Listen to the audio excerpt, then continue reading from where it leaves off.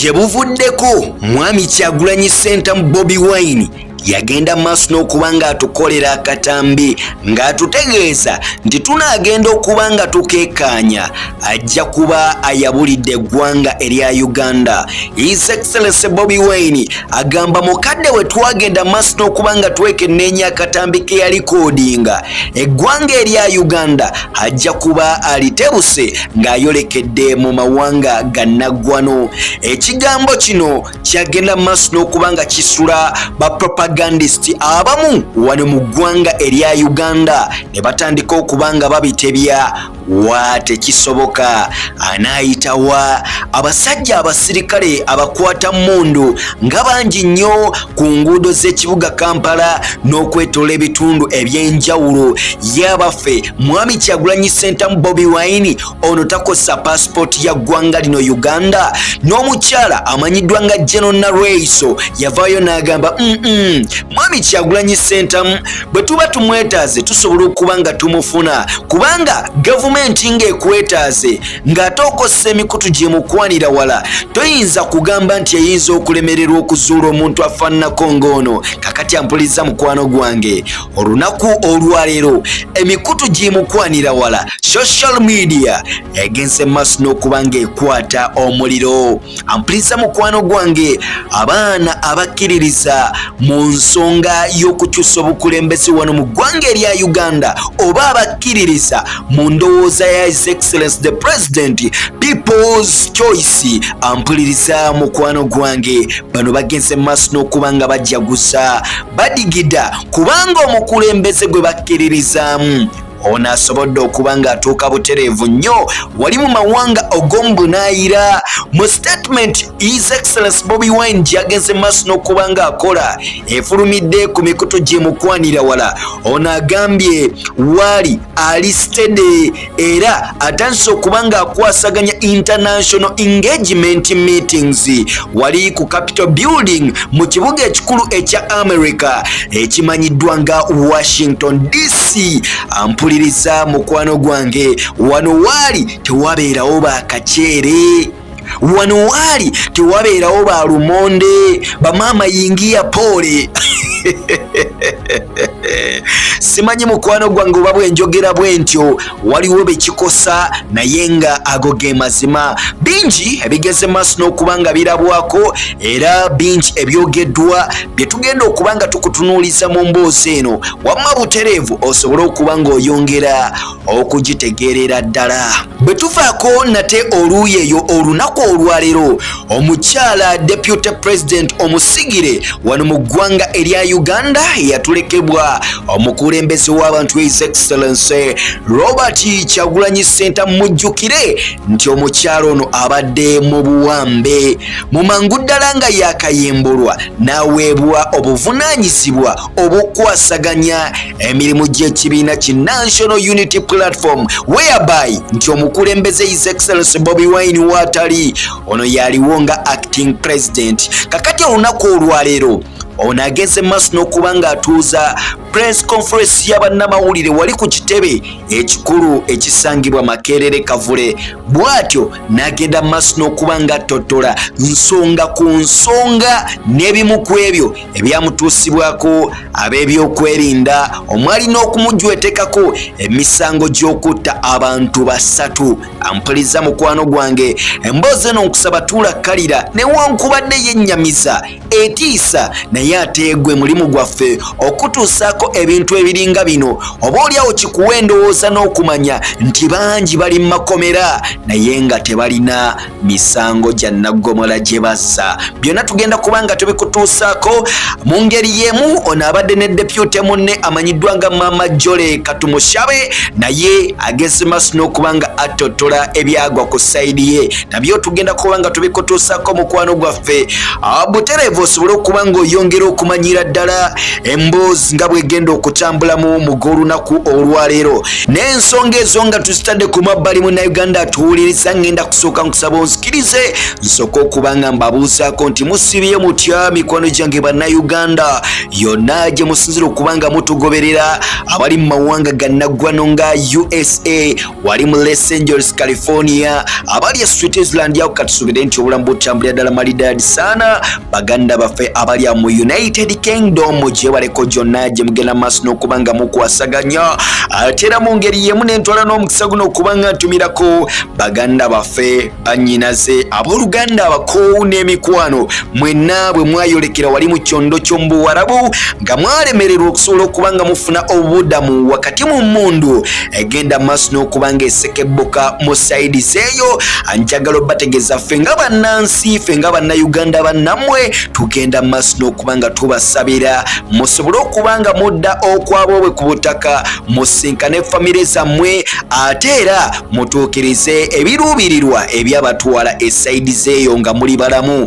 mwebale nnyo mwebalire ddala wabula okusembyayo bakadde baffe bato baffe abooluganda abakoowu n'emikwano bannakazadde b'eggwanga lino erya Uganda kino kyanfuukira dda akakodyo wabula nammwe mu ngeri ey'enjawulo nyongera okubeebazaako nnyo nnyini ddala mwebala okubanga mufisa obudde ne mutuwuliriza naddala ku nsonga ezifa mu ggwanga erya Uganda naddala ezo ezikwatagana n'enkyukakyuka mikwano gyange mukola ky'amaanyi and we are not just taking you for granted ate era ne mbasaba video butereevu mubenga mugituweera ku kigalo togaana kubanga osubscribinga ku mukutu guno of course obeera ku mukutu gwa LMG Media Live nange sa Nicholas Loren abeerawo butereevu nnyo okusobola okubanga nkutuusaako emboozi nga bwe bayitambudde wano mu ggwanga erya Uganda webali nnyo webalire ddala gwasobodde okubanga ensonga eno nate wamma butereevu ogigwa mu mitambo n'olw'ensonga ezo nga tusitadde ku mabbali ngenda kusooka mbasabe butereevu tube nga tusookako n'akatambi kana ate oluvannyuma nzije tutinetine nagolonako naye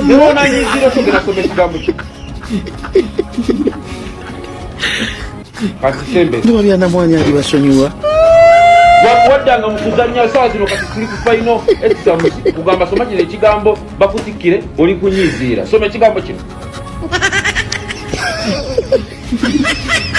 tosobola soma kigambo kino ekyo kyekirooto kyange kyekirooto kyo kale ndi characteristics ekyo kyekirooto kyange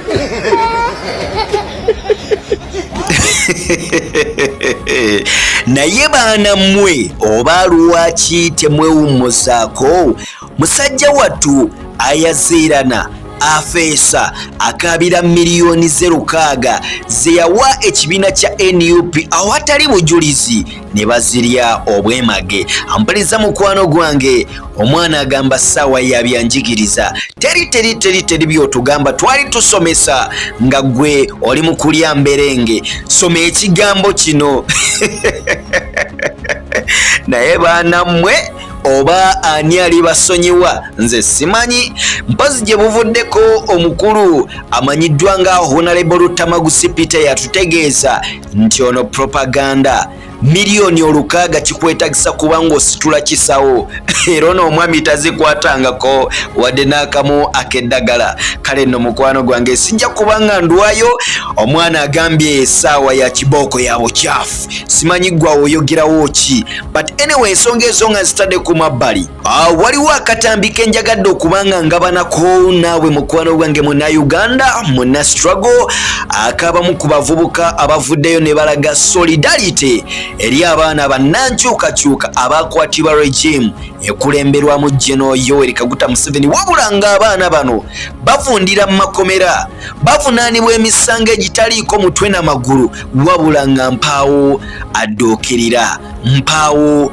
ayamba ampuliriza mukwano gwange mukatambi ako kogenda maaso n'okubanga weekenneenya kalaga nti abaana bagamba free all political prisoners mu ba prisoners aboogerwako tutegeeza omukulu amanyiddwa nga Alex Waisa Mufumbiro, tutegeeza omukyala Iron Lady amanyiddwa nga Olivia Lutaya, tutegeeza omukyala amanyiddwa nga Doreen Kaija, tutegeeza omukulu amanyiddwa nga Eddie Sebuufu abangi gwe tumanyi nga Eddie Mutwe, ate era tutegeeza omukulu amanyiddwa nga Calvin Tassi n'abalala bayitirivu nnyo bamachete.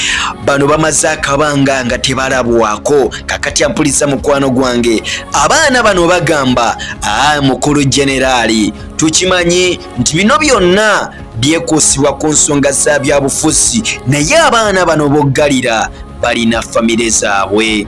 Abaana bano bootulugunyiza mu makomera awatali nsonga olw'okuba nti bawagira idea y'omuntu n'ekyo kyakkiririzaamu, si ensonga ennambulukufu okuba nti obaggalira mu makomera okutuusa ebbanga lye balimu n'okutuusa kaakati nga tebaweereddwa bwenkanya. Abaana bano balina abaana abateekeddwa okuba nga balabirirwa, abaana baabwe tebasoma. Lwaki tobata? Emboozi nga ngitadde ku mabbali atuwuliriza mukwano gwange Munnayuganda, ngenda kusooka nkusabe video bengo gituweera ku kigalo, togaana nate ku subscribe nga sharing obubaka buno busobole okuba nga butuukira ddala ku buli munnansi Munnayuganda alwana ku lw'enkyukakyuka esobole okuba nga nate oba oliawo ffenna nga bannansi tubbululwa. Ebyo nga mbitadde nate eruuyi, ngenda kusaba katono nnyo nzikirize nkutwale butereevu nnyo ku saidi y'omukulembeze w'abantu His Excellency Mwami Kyagulanyi Ssentamu Bobi Wine. Bwe njogera ku mukulu ono amazima gali nti mpulira nga buli kimu kimpoomera. Simanyi gwe atuwuliriza kiba kitya esaidi zeeyo, akaliro bakawulira abakulu oba twongere tuseeseemu. Kakati olunaku olwaleero His Excellency Mwami Robert Kyagulanyi Ssentamu Bobi Wine, mujjukire nti ono bwe yali asimbula ekigero okukijja wano mu ggwanga erya Uganda yafubutuka mu buwaŋŋanguse, wabula ng'ono yasooka tukolera katambi ng'atutegeeza nti tunaagenda okuba nga tukalaba ng'amaze okwabulira eggwanga erya Uganda. Ampuliza mukwano gwange, ono yatutegeeza nti agenda kuba ayolekedde ku mirimu emitongole mu mawanga gannaggwano ag'ombunaayira, era enteekateeka n'ebigambo bino byaleka bangi ku bapropagandist nga mpuliriza mukwano gwange bano bakubagana empawa bagamba kiyinza kitya,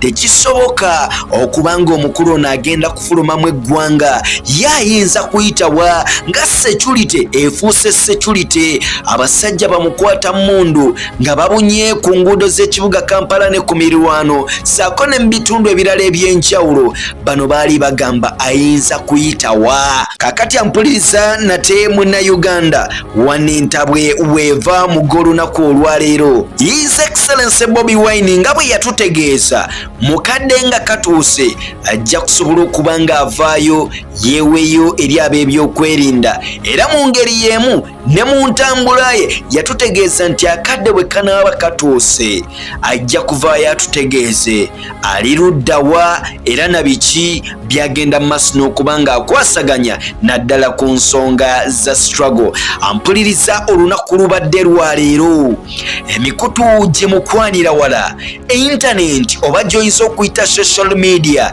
egenze maaso n'okuba nga ekwata omuliro.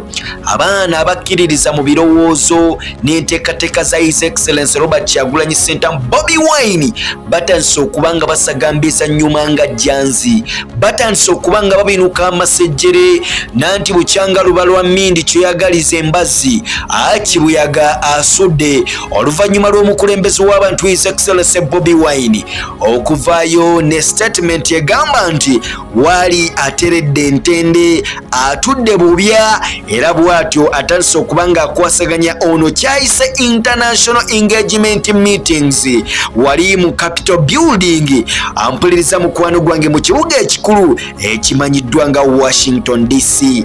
Ampuliriza mukwano gwange newankubadde bino byonna nga bigenda mu maaso, omukulu munywanyi we amanyiddwa nga Jeffrey Smith avuddeyo n'agenda mu maaso n'okuba nga atutegeeza ku mbeera y'obulamu bwa His Excellency Robert Kyagulanyi Ssentamu Bobi Wine naddala ku ebyo ebyamutuusibwako ab'ebyo by'ebyokwerinda wakati ono bwe yalinga anoonya akalulu oba obuwagizi 2026 kigambibwa okuba nti ab'ebyokwerinda bagenda maaso n'okuba nga bamukuba era nga ezimu ku fragments zasigala mu mubiri gwe. Kale nno okusinziira ku badokita bakakensa bagenze maaso n'okuba nga ono bamwekebejja era bwe batyo ne bamuteekateeka era ng'olunaku olw'enkya agenda kusobola okuba nga akakkalabya emirimu gye mpolampola. Kati simanyi ku mulundi guno bapropagandist bagenda kwogera byenkanawa. Of course tubisuubira mikwano gyange kubanga bo bano bawulira gye kavugidde ne basalawo okujja ne bawalampa. But anyway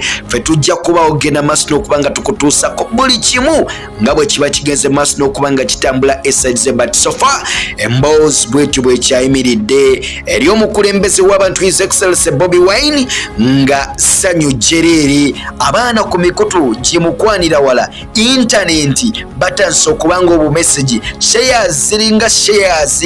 Simanyi oba gwe mukwano gwange kino wakirabye naawe osobola okuba nga otandikiraawo. N'olw'emboozi eyo nga ngitadde ku mabbali munnayuganda gwatuwuliriza era tugoberera ngenda kusaba katono nnyo obe ng'osikiriza nkutwale mu mboozi y'omukulu omusigire Dr. Rena Zadriga, acting president w'ekibiina ki National Unity Platform, whereby His Excellency Bobi Wine watali ono yagenda maaso n'okuba nga akakkalabya emirimu gy'ekibiina. Mukyalo ono si mwangu oyinza okumulaba nga asaagasaaga naye ye mukyala omumalirivu era ali gumite senga abasazeewo ogenda maaso n'okuba nga akola ekyo kyayita ekituufu nga bwe kiri mu njogera y'ensangi zino. But olunaku olwaleero omukyala Dr. Rena Zadriga ng'asinzira wali ku kitebe ekikulu ekya National Unity Platform Makerere Kavule ageze maaso n'okuba nga atuuza press conference y'abannamawulire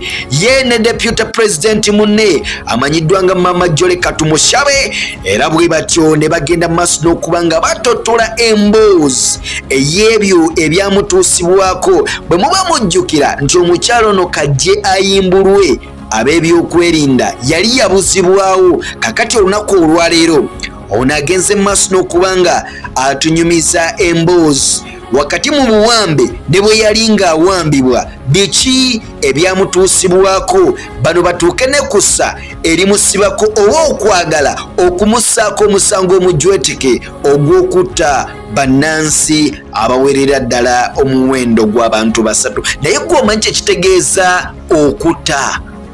Omanyi kyekitegeeza omuntu okussaako ogw'obutemu? Kibuuze Honorable Muhammad Muwanga Kivumbi. At least ye akyalina n'ekikangabwa nti basecurity operatives balumba amakaage wali mu Butambala Gomba ne bagenda maaso n'okuba nga basindirira ebyasi. Bo bwe balumiriza nti bano baali baana ba bijambiya abaali bateekateeka okulumbagana political arenas z'ekibiina kya NRM basobole okuba nga date batuusa obulabe ku bano of which abantu be batirimbula abantu be batta none of them yali akutte ejjambiya. Kakati n'omukulu deputy president Rena Zadriga agamba nti bano baali baagala kubanga bamussaako omusango gwa butujju, omusango gwa butemu kubanga asse abantu abawererako ddala abantu 3. Katono nnyo tusooke tufune ku mboozi ye ate oluvannyuma gye tweyongereyo n'emboozi ya deputy president munne Mama Jole Katumushabe ate gye tweyongereyo. And walk with them. I walked with them. They pushed me inside the car rolled. This V8, V whatever, without a number plate, but green, like the bed sheets we were using. So then, as I was pushed in, this one was calling, we have secured the package. We have secured the package. So which means they were communicating with other people. So then I told them, please check my kitchen. It seems the gas is still on. And close the doors. There is nobody who is going to close these doors. Close the door and please go down to the lower kitchen. The cigarette is on and my molokoni is going to burn. I was thinking, go for food. So they said, oh, then one went around and said he has done it. He didn't. So era ndi kubanja. He didn't do that. So yeah, my Bantu Molokoli. So so with the one looked out and rolled the gate, and then this vehicle started moving slowly. There was a man seated here. This woman was on my right. They were all holding my hand. So the woman started telling me, don't worry, we are going to bring you back, we are just taking you somewhere. I kept quiet. I just started, Saint Michael the Archangel, defend us in battle, be our safeguard against the wickedness and snares of the devil. May God rebuke him, we humbly pray. You know the Saint Michael prayer.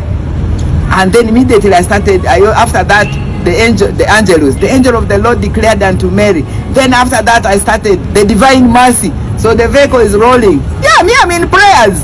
I'm invoking Mother Mary. So we reached the main road, and then when I looked across where there's a petrol station, next a petrol station, the jacked vehicle, which is for the highway, where the others sit behind, you know, the patrol car was there. Then it rolled slowly. It came.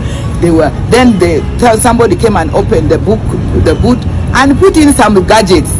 I suspect they were in one of my neighbor's compounds monitoring me, you know, so he put in, said all yote mzuri and so on. So they packed, and then he closed.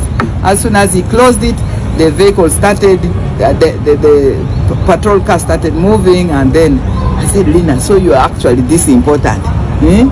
Then I told this lady, but if you knew I was very important, why to be escorted? Why are you taking me naked and without shoes, with nothing, you know? Then she said, no, we are going to bring you back. And we rode up to Gayaza. Then when we reached Gayaza, there's a police post. They stopped there and they talked to the police. And of course, my phones were at the table. I was actually playing Mother Mary's song with it at the dining. So they picked my phone and my grandson's phone. Then we moved. Then immediately we reached Gayaza. They got a smelly hood, very smelly. It has never been washed. So they put it all over my face up to here. Then I told them, you want me to reach alive? Let me breathe. Me a mathematic.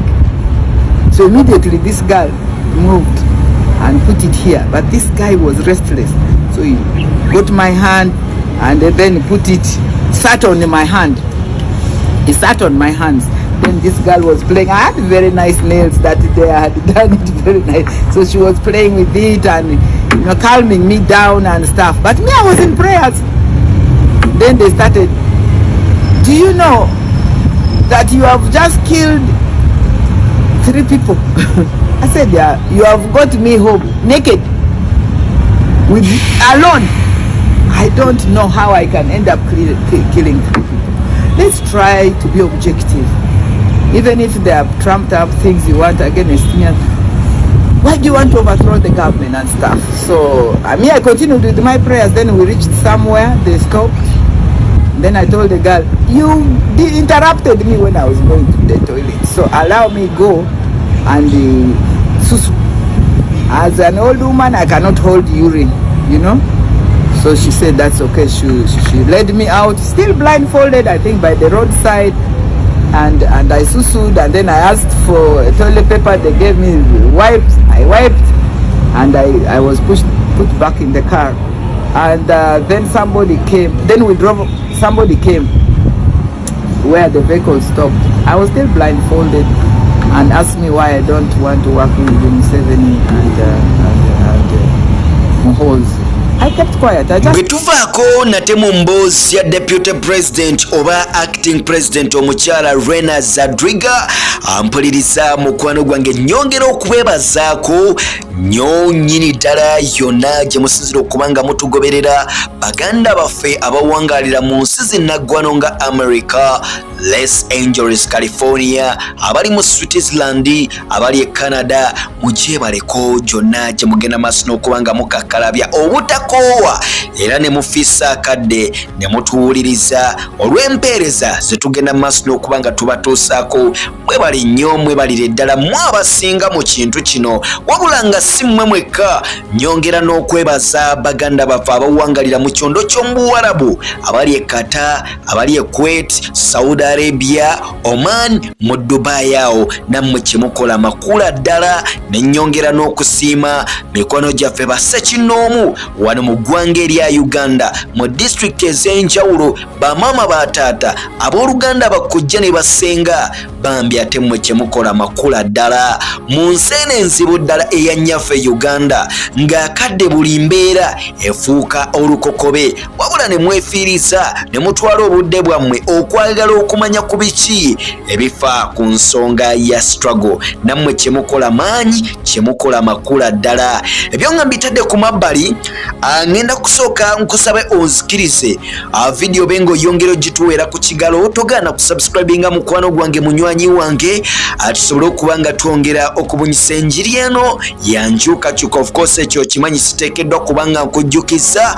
ate era neesaba gwe wenna atasubscribinga nga bambi genda mu maaso n'okuba nga okikola teweerabira koona kwaleero mu ka notification ring bell kakukujjukiza nti wamma tulina latest updates ez'enjawulo ze tuba tugenze maaso n'okuba nga tukuteekerateekera olwo nno gwe n'osobola okuba nga onyumirwa ebinnonogo bye tuba tugenze maaso n'okuba nga tukuteekerateekera mukwano gwange mwannyinaze n'osobola okuba nga omanya biki ebifa embuga naddala okusingira ddala mu ggwanga erya Uganda. N'obutakulonzalonza kankusabe butereevu nnyo mbe nga nkwongerayo n'emboozi ya maama Jole Katumushabe eyagenda mu maaso n'okuba nga naye abuzibwa okumpi mu bbanga lyerimu n'omukyala amanyiddwa nga Dr. Rena Zadriga. Ate nzije tweyongereyo n'ebirala.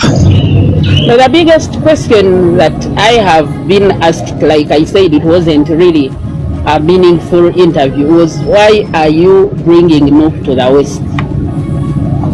And I told them it's not about Nup, it's about my conviction.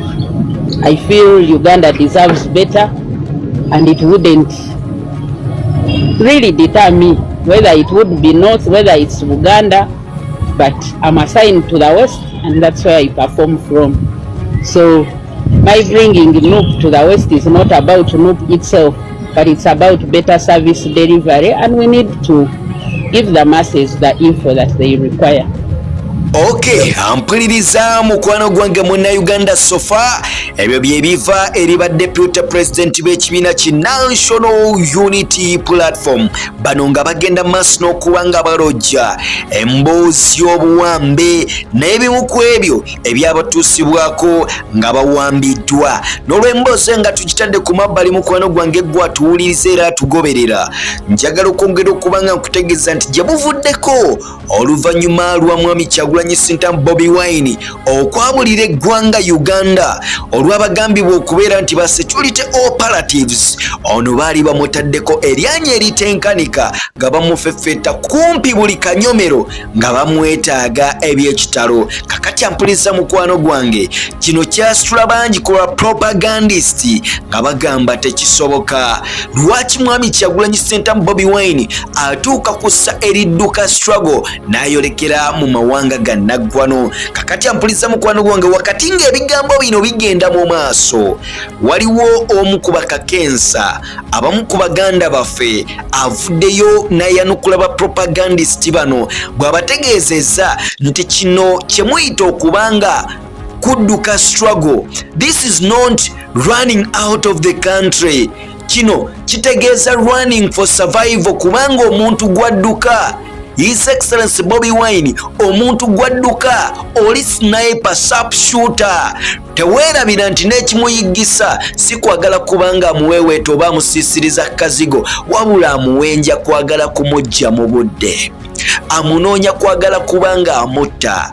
Tebereza mukwano gwange yambalamuko katono nnyo mu ngatto za His Excellency Bobi Wine nga gwe musajja wattu alwanirira abawejjere, nga gwe alwanirira abakadde bakateyamba abateesobola abalema n'abazibe okusobola okuba nga at least bafuna obwogerero. Kitwale ku ndaba eno nti gye buvuddeko abayimbi babadde balwanirira copyright law basobole okuba nga balya mu biyiiye byabwe, of which nti gavumenti ebadde yerya mu biyiiye bya bano. Kaakati ekiseera kyatuuse abayimbi ne bazibuka amaaso ne bagamba no, enough is enough. Ke kaseera tulye okusinziira ku ntuuyo zaffe, nga ffe tuteekeddwa okuba nga tusasulwa, ng'era n'abatusasula beeba abakozesa ebiyiiye byaffe.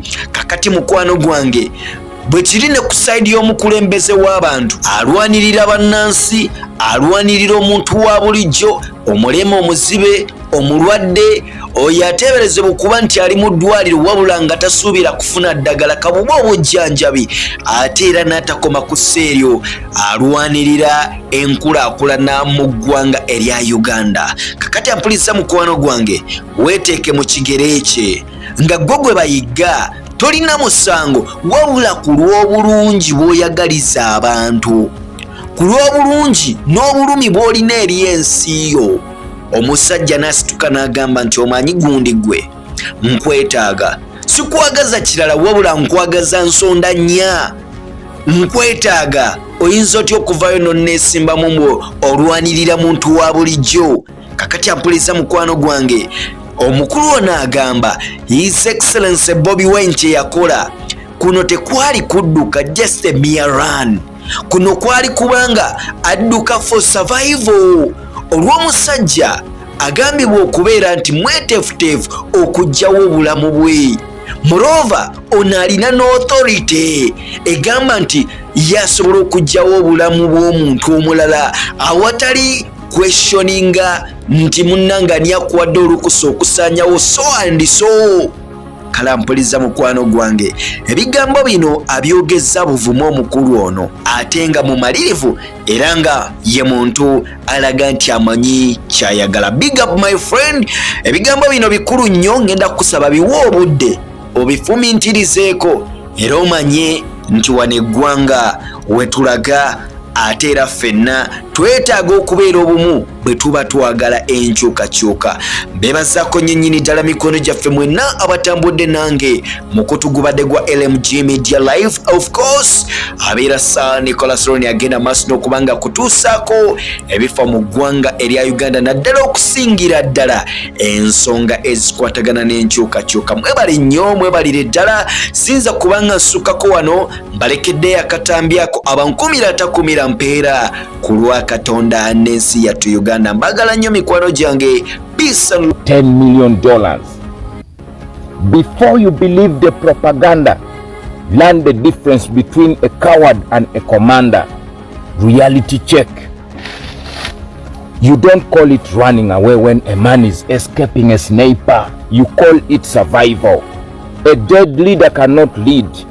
A leader buried in prison cannot speak, but a leader standing on global stage exposing injustice before the world. That's the real nightmare of dictatorship. Propagandists like this are not speaking for the people. They are speaking for power. Their job is simple: attack hope, confuse people, break the spirit of struggle. Because once people lose hope, oppression becomes easy. The logic they cannot answer: if Bobi Wine is irrelevant, why are they obsessed with him every single day? If the struggle is finished, why does the government spend much energy destroying one man's name? Why fear a man who has already lost? Some say he's escaping accountability. They ask about accountability for the citizens who contributed to the struggle. But let me ask them a deeper question. Where is the accountability for the stolen votes? Where is the accountability for the political prisoners? Where is the accountability for the voices silenced? When the referee becomes the player, when the stadium is controlled by the opponent, when the scoreboard is written before the game begins, a wise commander does not quit the war. He simply changes the battlefield. The struggle for freedom did not leave Uganda. It simply expanded beyond Uganda. What they fear most is not a man hiding, but a voice that the world can hear. So believe propaganda if you want,